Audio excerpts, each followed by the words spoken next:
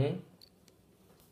Colonel staff, উনি খুবই ভালো ছিল, উনি খুব জাদ্রেল ছিল, টাইমের কাজ টাইমে করতে বলতো। যে একটা ছেলের বলতো তুমি ঠিক 3টা বাজে আমার সঙ্গে দেখা করবা, ওই যদি 3টা বাজে 5 মিনিট পরে আসতো, তুমি 5 মিনিট কেন পরে আসলা, আউট পরে আসে, আচ্ছা। এরকম জাদ্রেল টাইপ ছিল। হুম। ওই লোকটা নাকি মানে খুবই ইয়েতে ছিল আর কি।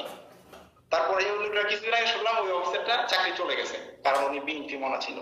আচ্ছা। ঠিক এইরকম অনেক অনেক অফিসার আছে যারা প্রমোশন পাচ্ছে না, এবং হুম। বেশিরভাগই আর্মি থেকে আউট হয়ে যাচ্ছে, হুম।